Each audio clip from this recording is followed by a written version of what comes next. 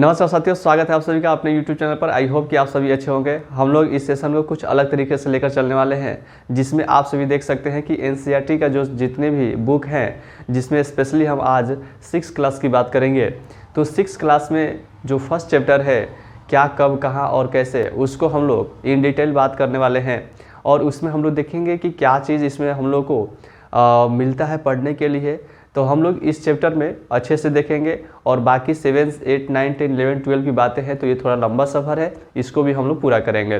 तो सबसे पहले हम बात करेंगे हमारे अतीत यानी आवर पास्ट यानी हिस्ट्री की जो क्लास 6 का चैप्टर 1 है, उसको हम लोग इन डिटेल लेकर चलेंगे। चलिए आइए बात करते हैं। और उसके बाद से जो भी 6 क्लास में विद्यार्थी हैं वो भी देखें, इसलिए कि उनके लिए भी बहुत अच्छे से ये उपयोगी सिद्ध होगा। और जो सिविल सर्विस की तैयारी कर रहे हैं या किसी भी कॉम्पिटिटिव एग्जाम की तैयारी कर रहे हैं, तो उनके लिए भी काफ़ी सहायक सिद्ध होगा ये वीडियो। तो चलिए आते हैं, इस पे हम लोग बात करेंगे। तो इस चैप्टर का नाम है क्या, कब, कहाँ और कैसे। तो इसमें हम लोग देख सकते हैं कि what, when, where and how. तो इसमें कहीं ना कहीं हम ऐतिहासिक स्रोत को ही पढ़ेंगे, यानी एक तरह से हम लोग कुछ भी जानने के लिए हम लोग स्रोत के रूप में कहीं ना कहीं हम कुछ पढ़ते हैं, जिससे हम लोग को ज्ञान प्राप्त होता है। तो इसमें हम लोग ये चैप्टर हमें क्या सिखा रही है, तो ये हमें चैप्टर जो सिखाएगी वो इतिहास को हम लोग कैसे जाने, इतिहास के बारे में इतना इन डिटेल हम लोग अभी कैसे जानते हैं, ये सारा चीज़ हम लोग देखने वाले हैं। तो ये जो भी कॉम्पिटिटिव एग्ज़ाम की तैयारी करने वाले हैं, सिविल सर्विस के विद्यार्थी या क्लास 6 से 7, 8, 9 जो भी विद्यार्थी हैं वो भी देखेंगे, तो ये उनके लिए अच्छा होगा। तो चलिए आगे बात करते हैं। यदि आपके पास बुक है क्लास 6 का हमारे अतीत, या इंग्लिश में बोले आवर पास्ट, तो उसको लेकर के आप बैठ जाइए और उसको लाइन बाय लाइन आप उसको रीड नहीं करेंगे, इसलिए कि लाइन बाय लाइन में कुछ बहुत सी ऐसी बातें हैं जो आपको पढ़ना उतना नहीं होता है, इसलिए कि वो कुछ नाटक रूप से उसमें दिया रहता है, तो उतना पढ़ना नहीं होता। उसमें से जो मेन चीज़ें हैं उसको हम लोग इसमें इन डिटेल बात करेंगे, तो इसलिए आप लोग बहुत अच्छे से इसको देखेंगे। तो चलिए आगे बात करते हैं। तो इसमें हम लोग क्या, कब, कहाँ और कैसे जो चैप्टर है, फर्स्ट चैप्टर, इसमें हम लोग सबसे पहले देखते हैं कि इस चैप्टर के माध्यम से हम लोग देखेंगे कि लोग कहाँ रहते थे पहले। तो आप ही सोचिए कि लोग पहले कहाँ रहते थे। तो आप लोग कहानियों में सुनते होंगे कि हम लोग के जो पूर्वज थे वो जंगलों में रहते थे, शिकार करते थे, शिकारी होते थे, फूड संग्राहक होते थे यानी आखेटक यानी शिकारी, और ये नदियों के किनारे रहा करते थे, दूरों दूर पैदल चला करते थे, ट्रांसपोर्ट नहीं होती थी, यातायात के साधन उतना नहीं थे। तो ये सारा चीज़ हम लोग देखते हैं। उसके बाद से हम लोग दूसरा चीज़ देखते हैं कि इसके बारे में हम लोग कहाँ से ये चीज़ें पढ़े, हम लोग कैसे हम लोग पुरातात्विक स्रोतों के बारे में हम लोग जाने। तो ये सारा चीज़ हम लोग देखेंगे कि अतीत के बारे में हम लोग कैसे जानते हैं। उसके बाद से अतीत एक है या अनेक है, इसकी बात करेंगे। उसके बाद महत्वपूर्ण जो तिथियाँ हैं वो कैसे हम लोग निर्धारित करते हैं, ये भी हम लोग देखेंगे। और जितने भी हम लोग ईसा पूर्व या ईस्वी करते हैं, तो ये इसका निर्धारण कैसे हुआ, किस तरह से हुआ, ये सारा चीज़ आपके बुक में दे रखा है। तो इसको हम लोग इन डिटेल बात करने वाले हैं। तो सबसे पहले हम लोग क्या देखते हैं, तो सबसे पहले हम लोग देखते हैं कि लोग कहाँ रहते थे। तो लोग कहाँ रहते थे इसकी बात हम लोग इसमें हम करने वाले हैं। तो लोग कहाँ रहते थे, तो सबसे पहले बात करें कि यदि आपके दिमाग में यदि इंडिया का मैप यदि आ रहा है, भारत का नक्शा यदि आ रहा है, तो उसमें हम लोग देखेंगे कि उत्तर पश्चिम की ओर जो हिस्सा है उधर भी लोग रहते थे, पूर्व क्षेत्रों में भी रहते थे, भारत के पूर्वी क्षेत्रों में भी रहते थे, और भारत के मध्य भाग में भी रहते थे। और वहाँ से अलग अलग तरीक़ों से अपने जीवन यापन और अलग अलग स्टाइल से अपने जीवन व्यतीत किए। उसके बाद से धीरे धीरे डेवलप होना शुरू किए, नगर बसाना शुरू किए। तो चलिए आइए इसके बारे में बहुत इन डिटेल बात करने वाले हैं हम लोग। तो सबसे पहले हम लोग एक टॉपिक लेते हैं कि लोग कहाँ रहते थे। तो चलिए आइए बात करते हैं। तो यहाँ पे हम लोग देखते हैं कि लोग कहाँ रहते थे।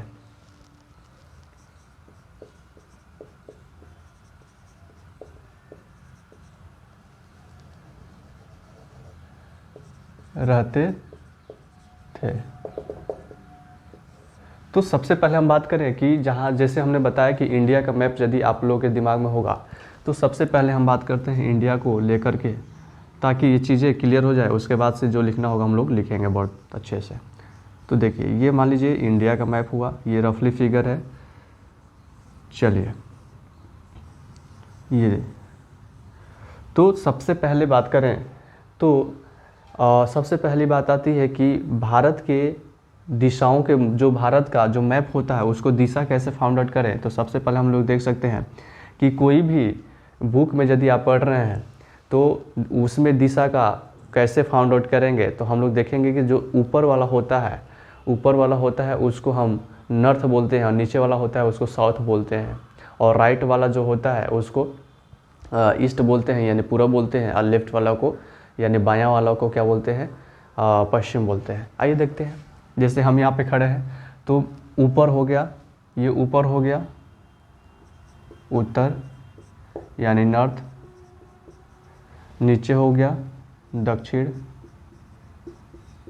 यानी नीचे हो गया, वो शायद आपको नहीं दिखेगा इसलिए यहाँ पे लिख दे रहे हैं साउथ। ये हो गया ईस्ट, ये मेरा राइट है तो इसलिए ये ईस्ट हो गया यानी पूरब हो गया, और ये हो गया पश्चिम यानी वेस्ट, ये हो गया पश्चिम।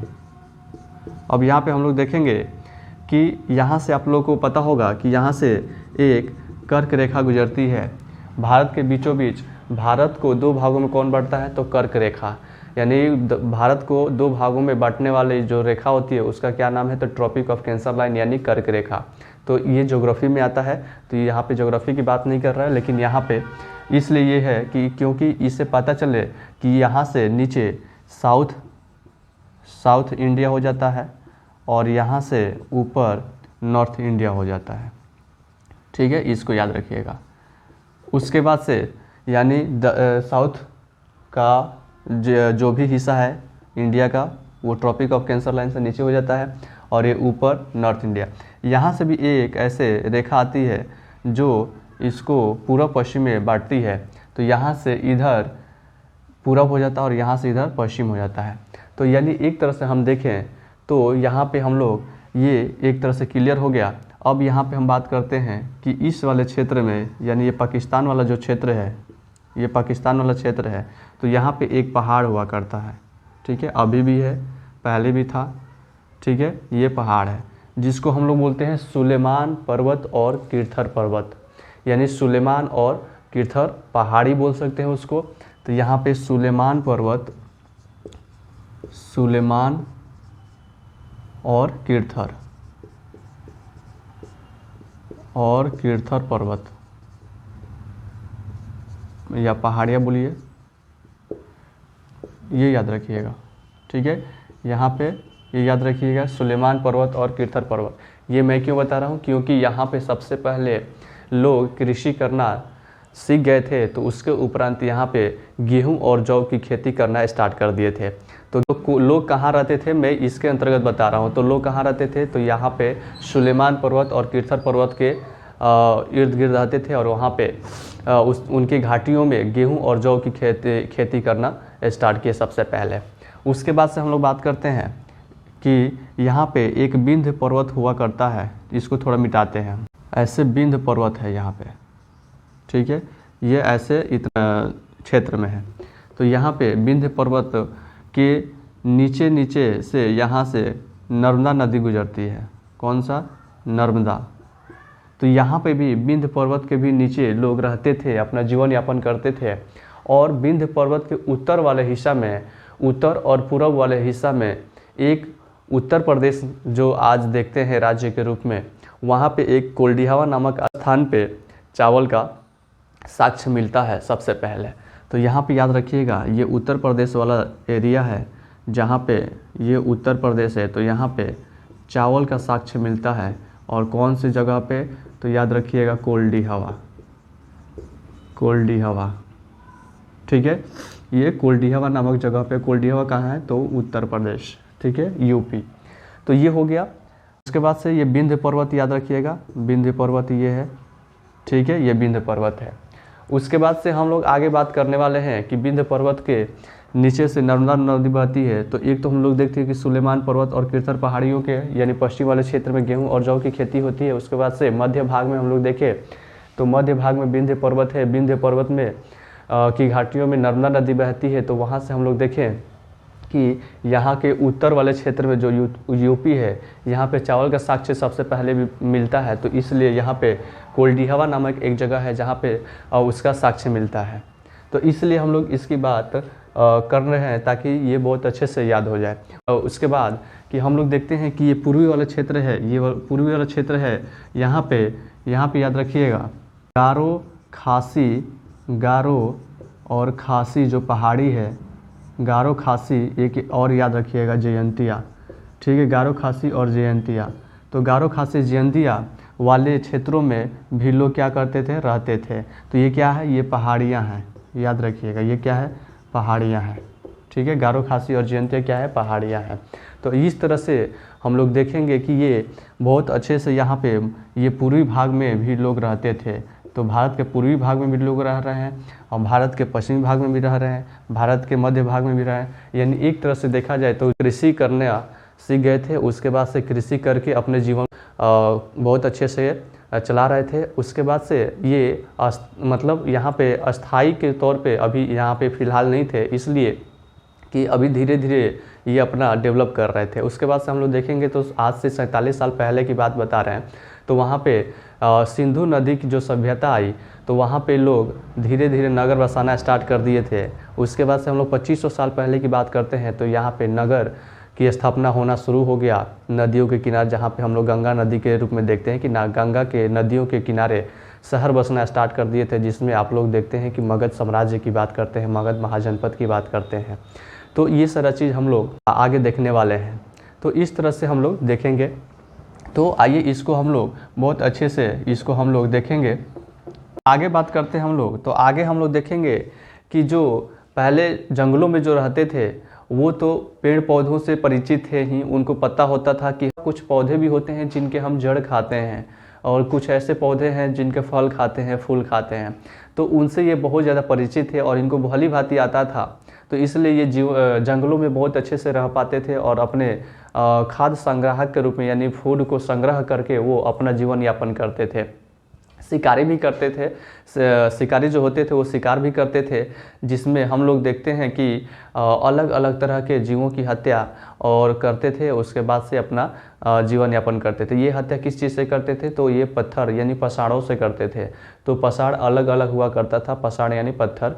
तो पत्थर पहले बड़ा हुआ करता था, उसके बाद छोटा होता गया और नुकीला होता गया, जिससे जानवरों की हत्या करना, शिकार करना बहुत ही सरल हो गया उन लोगों के लिए। तो वो फ़िलहाल बहुत पहले की बात है। उसके बाद से हम लोग यहाँ पे देखते हैं कि कृषि के रूप में ये लोग अलग अलग जगहों पे बसना स्टार्ट कर देते हैं और उसके बाद से ये जानवरों को पालतू बनाना शुरू कर देते हैं। एक तरफ हम लोग देखते हैं कि ये लोग जानवरों का शिकार करते थे और कुछ धीरे धीरे आगे सब जब समय आता है तो ये लोग पालतू बनाना भी स्टार्ट कर देते हैं और उसको हम लोग देखते हैं कि आगे चल कर के जंगलों में दूर दूर तक जाते थे काम की खोज में, और काम भी इन लोगों को कहीं करते थे। उसके बाद से जहाँ काम मिलता था वहाँ पे वो बस जाते थे। फिर वहाँ से काम ख़त्म हो जाता था तो फिर वहाँ से हट करके फिर दूसरी जगह माइग्रेट हो जाते थे। तो इस तरह से हम लोग इनके जीवन काल को हम लोग देखते हैं। उसके बाद से धीरे धीरे नगरों का विकास होता है और नगर जब विकास होता है तो वहाँ पे राजा प्रजा का कंसेप्ट आता है और अपने क्षेत्रों का रक्षा करने के लिए राजा के रूप में लोग चुनते हैं और वो अलग अलग साम्राज्य को चलाता है। फिर आगे हम लोग देखते हैं कि जो राजा होता है अलग अलग साम्राज्य को, अलग अलग जो एरिया है वहाँ के राजा को दूसरा राजा आकर के हरा देता है और वहाँ के राजा उस एरिया को कैप्चर कर लेता है। तो हम लोग फ़िलहाल हम लोग अभी देखने वाले हैं प्राचीन इतिहास के रूप में। हम लोग देखते हैं क्लास 6 का फर्स्ट चैप्टर, क्या कब कहाँ और कैसे, हम लोग इसको देख रहे हैं। यदि आप इस चैनल पे नया हैं तो प्लीज़ इसको सब्सक्राइब कर दें और दोस्तों में शेयर कर दें। तो चलिए हम लोग देखते हैं इसमें इसके बारे में थोड़ा बहुत लिख लेते हैं ताकि चीज़ें थोड़ा नोट्स के रूप में रहेगा तो बहुत अच्छे से याद हो जाएगा। और फिलहाल अभी तो याद ही हो गया, तो इसलिए इसको याद रखिएगा। ये मैप के सहारे यदि आप कीजिएगा तो याद रखिएगा, और कुछ नहीं तो यहाँ पे ये जो पहाड़ी है तो यहाँ पे लिख लीजिएगा गेहूँ और जौ, और यहाँ पे लिख लीजिएगा चावल, तो ऐसे ही याद हो जाएगा। उसके बाद से इधर भी लोग रहते थे और विंध्य पर्वत याद रखिएगा, विंध्य पर्वत वाले क्षेत्र जो है, और यहाँ पे नर्मदा नदी है। याद रखिएगा कि इसके नीचे भी एक पर्वत है विंध्य पर्वत, और यहाँ पे सतपुड़ा पर्वत है बीच में, ठीक है, और बीच से नदियाँ निकलती है नर्मदा नदी। ये क्वेश्चन पूछा जाता है कि ऐसी कौन सी नदी है, यानी मध्य भारत की ऐसी कौन सी नदी है जो मध्य भारत भी नहीं देता है इसलिए कि इंडिकेट कर देता है तो इसलिए ईजिली हो जाता है, लेकिन यहाँ पे याद रखिएगा कि ऐसी कौन सी नदी है जो उल्टा बहती है, यानी पूरब से पश्चिम बहती है। ठीक है, उसके बाद से हम नदी की बात करते हैं तो नर्मदा नदी तो आता ही है। उसके बाद से हम लोग देखते हैं कि नदियों का और भी यहाँ पे हम लोग देखते हैं कि सिंधु सभ्यता के समय में यहाँ पे कैसे खेती का स्टार्ट होता है, तो वो तो हम लोग देख लिए। यहाँ पे हम लोग देखेंगे कि इस वाले पर्सन को बना रहे हैं। ठीक है, तो यहाँ पे हम लोग देखते हैं कि यहाँ से सिंधु नदी आती है। ठीक है, यानी ये सिंधु नदी वाला कंसेप्ट हम लोग देखते हैं। यहाँ से सिंधु नदी गुजर रही है और पाकिस्तान होते हुए और इधर से अरब सागर में गिर जाती है। उसके बाद से सिंधु नदी को याद रखिएगा आप। ठीक है, सिंधु नदी और ये झेलम नदी, उसके बाद से चेनाब नदी, उसके बाद से रावी नदी, सतलज नदी,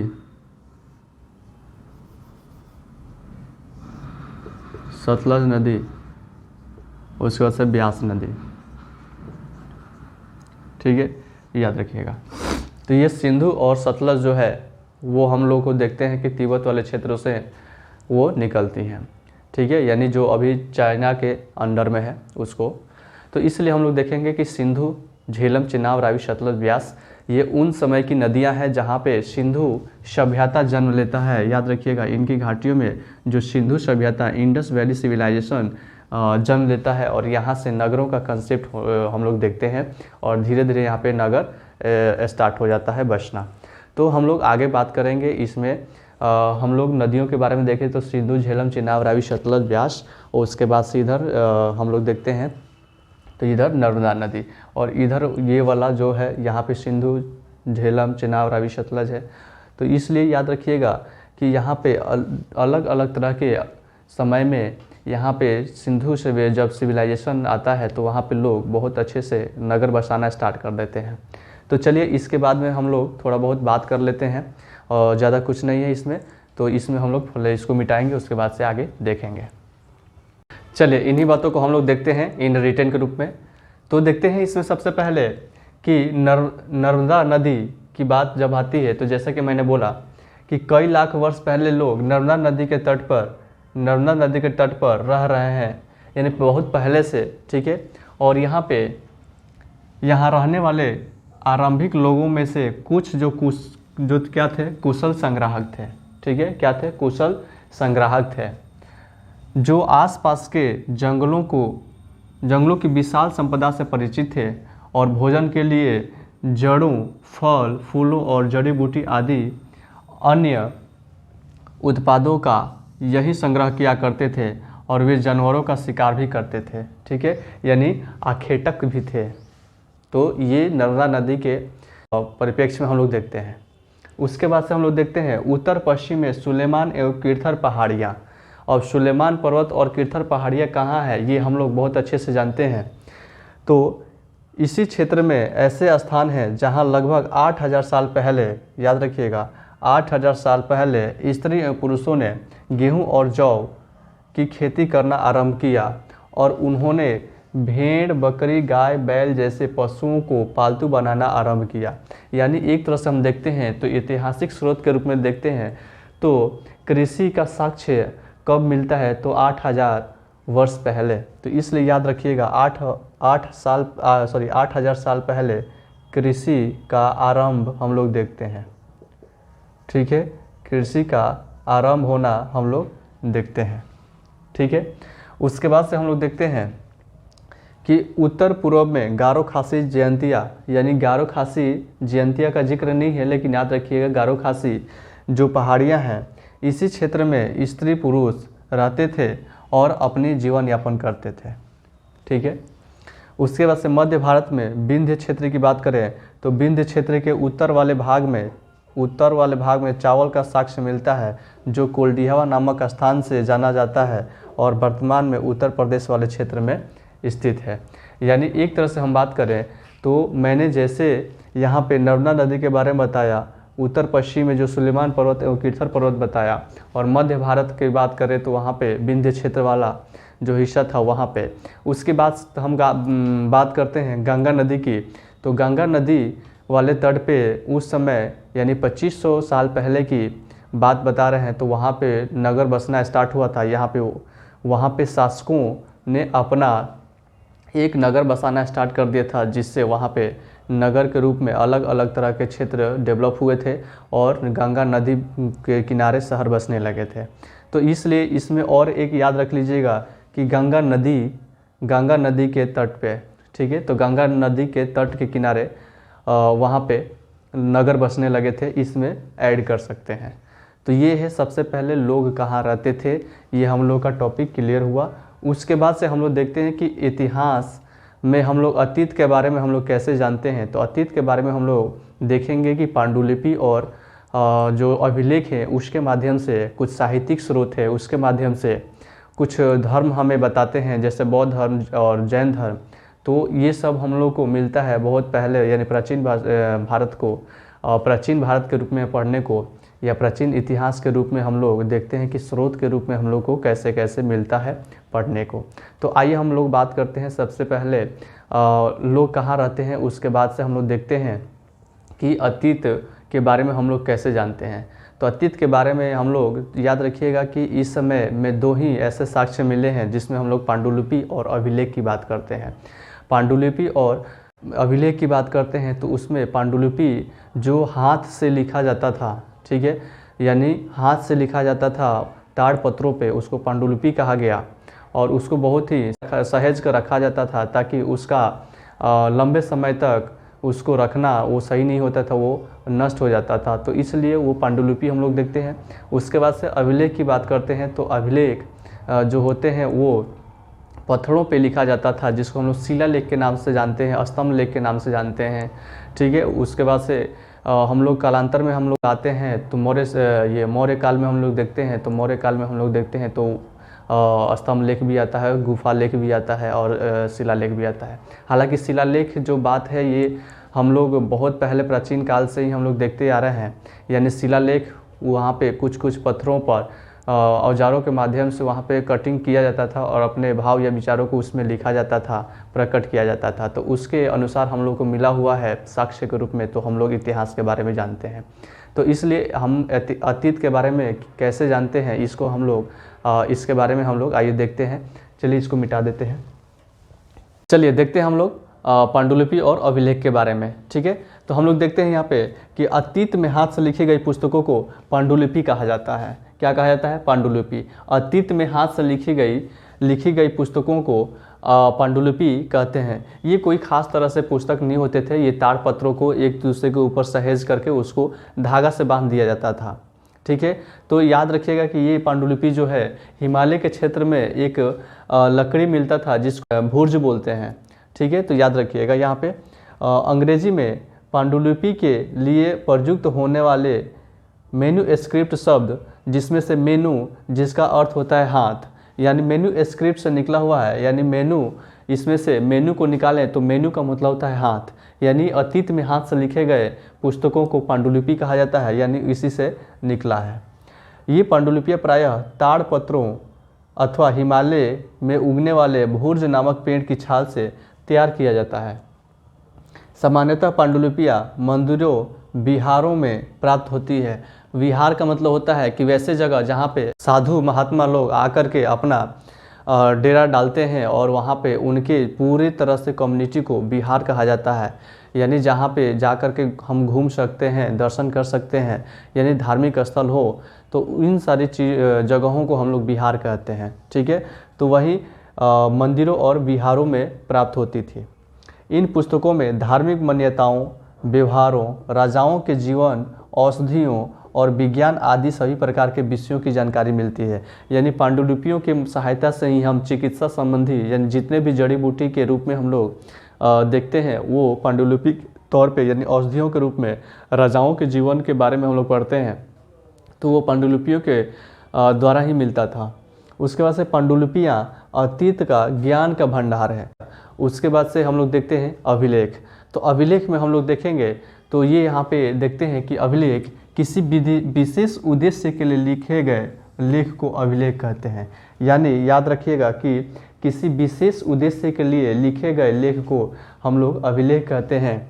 उसके बाद से अभिलेख पत्थरों पर लिखे जाते थे। रिलेट करते चलिएगा, ये ताड़पत्रों पे लिखे जा रहे हैं और ये पत्थरों पे लिखा जा रहा है। यदि अंतर आ जाएगा तो इसको थोड़ा फाइंड आउट कर लीजिएगा। उसके बाद से ये हाथ से लिखे गए हैं, जबकि ये हाथ से नहीं लिखे गए हैं, किसी औजार की सहायता से पत्थरों पे उत्कीर्ण किए जाते थे। उसके बाद से अभिलेख निर्देश, आदेश, इतिहास या किसी वस्तु का उल्लेख भी हो सकते हैं। यानी अभिलेख के माध्यम से हम किसी को निर्देश दे सकते हैं, आदेश दे सकते हैं, तो उसके माध्यम से इतिहास या किसी वस्तु का भी उल्लेख उसमें हम लोग कर सकते हैं। अभिलेख से हमें इतिहास की महत्वपूर्ण घटनाओं और तिथियों की जानकारी प्राप्त होती है। यानी अभिलेख ही हमें बताता है कि इतिहास की जानकारी के रूप में और तिथि के बारे में, यानी कैसे हम लोग कौन से कालक्रम के रूप में हम लोग देखते हैं, कौन से काल से संबंधित राजा होते थे, या उस टाइम कैसे कृषि हुआ करता था, या वहाँ के लोग कैसे रहते थे, ये सारे चीज़ हम लोग देखते हैं। इसलिए कि उस पर उत्कीर्ण होते थे और उसको हम लोग पढ़ते हैं। उसके बाद से अभिलेख के कड़े माध्यम की आवश्यकता होती थी, इसलिए धातु, ईंट, पत्थर, काष्ठ आदि का प्रयोग होता था। काष्ठ यानी लकड़ी वगैरह, काठ के जो वगैरह होता था, फर्नीचर टाइप का, जैसे मान लीजिए कि लकड़ी वगैरह होता था, उसका प्रयोग किया जाता था। यानी एक तरह से हम लोग आजकल हम लोग वर्तमान में देख सकते हैं कि किसी भी व्यक्ति का घर बनता है तो हम लोग उसके साइड में हम लोग या तो अपने गार्जियन के नाम से भवन के रूप में देख देते हैं, या कुछ ऐसे पत्थर काट करके उस पर नाम उत्कीर्ण करवा करके हम लोग जिस साल में जो घर का निर्माण हुआ है वहाँ पे उस समय का तिथि हम लोग डाल देते हैं। तो वो भी एक तरह का अभिलेख ही है, अभिलेख का माध्यम ही है, जिसको हम लोग शिलालेख के नाम से जानते हैं। शिल मतलब पत्थर, ठीक है, और लेख मतलब जो लिखा गया है। तो इस शिलालेख उसको हम लोग बोलते हैं, यानी पत्थरों पे हम लोग उत्कीर्ण करवा देते हैं, ठीक है। तो उसको भी हम लोग अभी देख सकते हैं। उसके बाद से कभी कभी शासक अथवा अन्य लोग अपने आदेशों को उत्कीर्ण करवाते थे, जिससे कि लोग देख सके, पढ़ सके और उनका पालन कर सके। तो कभी कभी राजा भी अपने सिद्धांतों को, अपने आदेशों को, अपने निर्देशों को प्रजा के समक्ष रखती थी अभिलेखों के माध्यम से, जिससे पता लगता था और राजा उसे पढ़ सकते थे और पढ़ करके उनका पालन कर सकते हैं। तो हम लोग देखते हैं कि ज़्यादातर शिलालेखों का जो प्रयोग किए हैं तो मौर्य साम्राज्य के जो तीसरे शासक है अशोक, वो बहुत ज़्यादा किए हैं, जिसमें हम लोग अशोक का अभिलेख, अशोक का शिलालेख, अशोक का स्तंभलेख, अशोक का गुहालेख के रूप में हम लोग देखते हैं। तो ये आपका हम लोग अभी मौर्य साम्राज्य पे हम लोग नहीं है। यदि मौर्य साम्राज्य का वीडियो यदि आपको देखना है तो मेरे जो इस चैनल पे है वो उसमें बहुत ही इन डिटेल बहुत अच्छे से दिया हुआ है, तो इसलिए वहाँ पे जा कर के आप देख सकते हैं। और आप यदि इस चैनल पे नए हैं तो प्लीज़ सब्सक्राइब करें, लाइक करें और शेयर करें। चलिए आगे बढ़ते हैं। तो हम लोग पांडुलिपि और अभिलेख के माध्यम से हम लोग देखें तो इसमें हम लोग अंतर भी देखते हैं। तो ये हाथ से लिखा गया था, ये हाथ से नहीं लिखा गया था, औजारों के माध्यम से लिखा गया था। ये ताड़पत्रों पे लिखे जाते थे, ये पत्थरों पे लिखे जाते थे, ठीक है। इसको बनाने में कम समय लगता था, इसको बनाने में ज़्यादा टाइम लगता था। इसको रिकॉर्ड के रूप में रखने के लिए बहुत ही दिक्कत होती थी, इसलिए कि ताड़पत्र पे होते थे तो इनका रिकॉर्ड रखना ज़्यादा सरल नहीं था। लेकिन ये इनका रिकॉर्ड रखना बहुत ज़्यादा दिन तक रह सकते थे, क्योंकि ये पत्थर पे होते थे और ये ताड़पत्रों पे होते थे, ठीक है। और ये यहाँ पे हम लोग देखते हैं तो ये यहाँ पे अलग अलग तरह से पांडुलिपि जो अलग अलग चीज़ों के रूप में बताते हैं। तो हम लोग समानता के रूप में भी देख सकते हैं कि ये भी कुछ ऐतिहासिक स्रोत के रूप में बताते हैं, ये भी कुछ ऐतिहासिक स्रोत के बारे में बताते हैं, ये भी कुछ अपने निर्देशों को बताते हैं, ये भी अपने कुछ निर्देशों आदेशों को बताते हैं। तो ये सारी चीज़ हम लोग देख सकते हैं।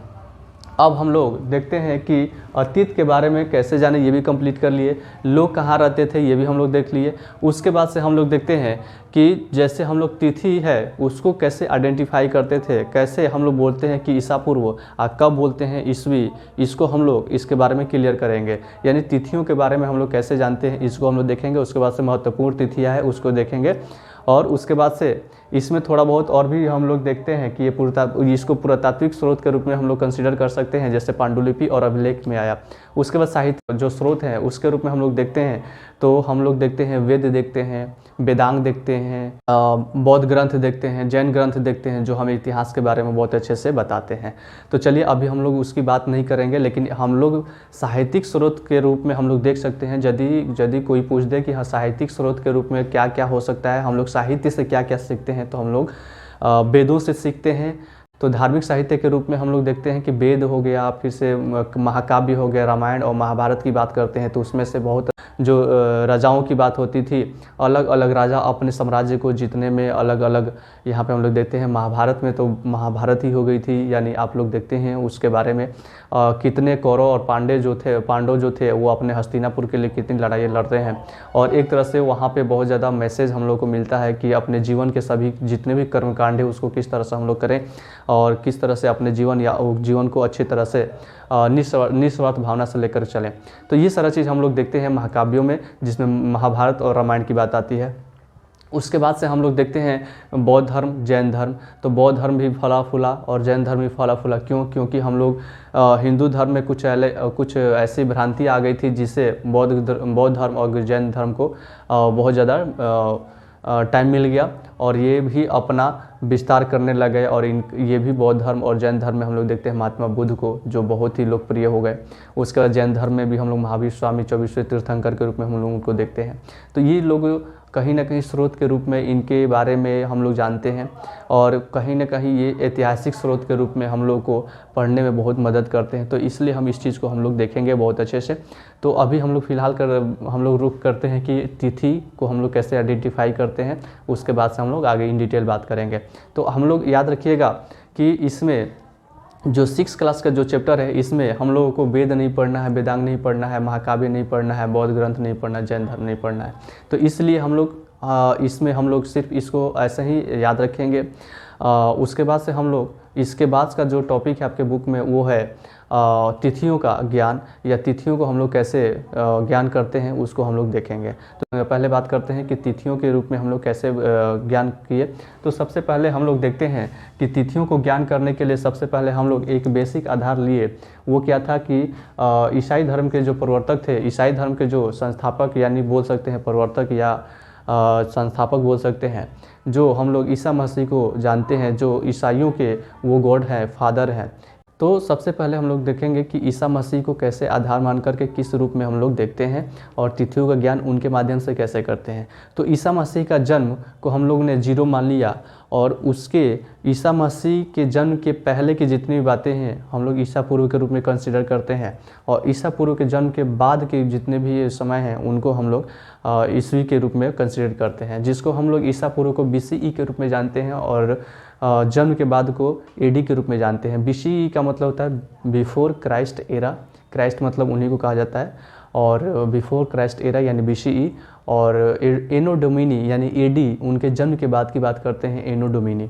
तो याद रखिएगा BCE और एनो डोमिनी। तो यहाँ पे हम लोग देखते हैं कि एक यहाँ पे हम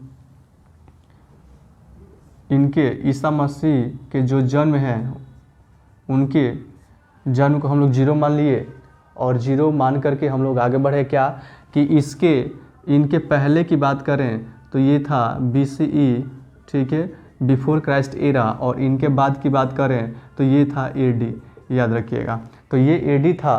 तो इसमें हम लोग देखते हैं कि सबसे पहले BCE जो था और AD जो था, यहाँ पे इनके जन्म के बाद की बात हो रहा है और इनके जन्म के पूर्व बात हो रहा है, ठीक है। तो इसको हम लोग ईसा पूर्व बोलते हैं, ईसा पूर्व बोलते हैं, इसको हम लोग बोलते हैं ईस्वी, ठीक है। जैसे अभी हम लोग देख रहे हैं तो 2000 ईस्वी में है, यानी 2000 ईस्वी का है मतलब कि 2022 है, लेकिन 22 को हटा दीजिए तो 2000। तो 2000 की बात मान लीजिए यहाँ पे हम कर रहे हैं, तो 2000 वर्तमान की बात कर रहे हैं। और यदि इधर यहाँ पे मान लीजिए 400 है तो हम लोग ये 2000 ये और ये 400, यानी हम बोलेंगे तो 2400 साल पहले बोलेंगे, या हम लोग बोल सकते हैं यहाँ पे 400, यहाँ पे 2400 साल पहले, यानी 2400 यहाँ पे हम लोग देख सकते हैं। या ईस्वी इनके जन्म के इधर है तो 400 ईसा पूर्व बोल सकते हैं। तो कभी भी हम लोग कोई भी ईसा पूर्व बोलेंगे तो ईसा पूर्व यदि बोलते हैं तो उसमें 2000 हम लोग जोड़ लेंगे, जिससे हम लोग आइडेंटिफाई कर सकते हैं वर्तमान से। तो इसलिए यहाँ पे 2000 और ये 400, तो 2004 2000 और ये 400, तो 2400 यानी 2400 साल पहले बोल सकते हैं हम, ठीक है। और एक बात तो बहुत ही अच्छा से याद रखिएगा क्या कि इसमें हम लोग देखते हैं कि जैसे ईसा पूर्व की ओर हम लोग और बढ़ते जाते हैं, यानी यहाँ पे 400, यहाँ पे 500, यहाँ पे 600, ठीक है, इस तरह से। तो हम लोग इधर बढ़ेंगे, पास्ट की ओर बढ़ेंगे तो हम लोग देखेंगे कि संख्याएं क्या हो रही है, बढ़ रही हैं। लेकिन यहाँ से इनके जन्म से हम लोग इधर BC की तरफ जैसे बढ़ेंगे तो ये क्या हो रहा है, घट रहा है। कहाँ तक घटेगा, तो यहाँ इनके जन्म तक। उसके बाद से ये क्या होगा, फिर बढ़ना स्टार्ट हो जाएगा। ठीक है, तो इधर हम जाएंगे तो बढ़ेगा और इधर जाएंगे तो इधर भी बढ़ेगा। लेकिन इधर से इधर आएंगे ईसा मसीह के जन्म के टाइम तक तो वो क्या होगा, घटेगा।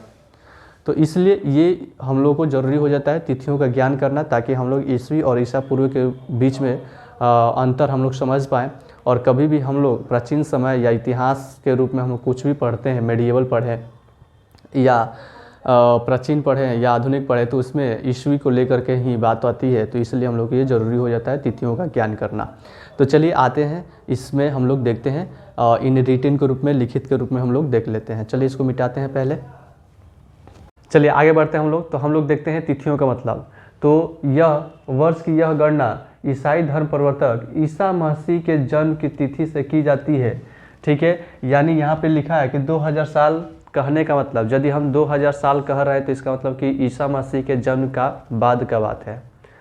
ठीक है, और वहीं यदि हम बोल रहे हैं 2000 साल पहले यदि बोल रहे हैं तो इसका मतलब ईसाई मसीह के जन्म के पूर्व की बात बोल रहे हैं। तो वहीं यहाँ पे याद रखिएगा, ईसा मसीह के जन्म के बाद से की गई है, और जबकि 2000 ईसा पूर्व कहने का मतलब है कि इनके जन्म के पूर्व की बात है। ठीक है, इतिहास और तिथियाँ ये सब आपका लास्ट टॉपिक हो सकता है, जिसमें हम लोग देखते हैं कि ये हम लोग ईसा पूर्व के रूप में हम लोग कंसिडर कर सकते हैं। आपके बुक में लिखा जा सकता है यहाँ पे BC या BCE। ठीक है, तो पहले BCE यानी बिफोर क्राइस्ट एरा, उसके बाद से हम लोगों ने यहाँ पे BC लिखना स्टार्ट कर दिया, यानी बिफोर क्राइस्ट। तो ये हम लोग ईसा पूर्व के रूप में हम लोग कंसिडर करते हैं। और ईसा पूर्व यानी ईसा मसीह के जन्म के बाद का हम लोग लिखते हैं AD यानी एनो डोमिनी या कॉमन एरा। तो इसको याद रखिएगा कि कॉमन एरा भी ईसा मसीह के जन्म के बाद के समय को बताता है, और AD भी ईसा मसीह के जन्म के बाद को दर्शाता है। और ये ईसा मसीह के जन्म के पूर्व को BCE या BC या ईसा पूर्व कहिए। ठीक है, उसके बाद से महत्वपूर्ण तिथियाँ क्या क्या है, तो याद रखिएगा महत्वपूर्ण तिथियाँ 8000 साल पहले कृषि का साक्ष्य मिलता है। 4700 साल पहले सिंधु घाटी जो सभ्यता थी वहाँ पे नगरों का विकास होना शुरू हो गया था। उसके बाद से 2500 साल पहले गंगा नदी के किनारे नगर बसने लगे थे। और वर्तमान की बात करें तो वर्तमान के परिप्रेक्ष्य में हम लोग 2000 देखते हैं, 2000 साल यानी वर्तमान में हम लोग इसको देखते हैं। ठीक है, ओवरऑल ये क्लास 6 का जो हिस्ट्री है चैप्टर नंबर 1 ये कंप्लीट होता है। मिलते हैं नेक्स्ट वीडियो में, तब तक के लिए नमस्कार, जय हिंद।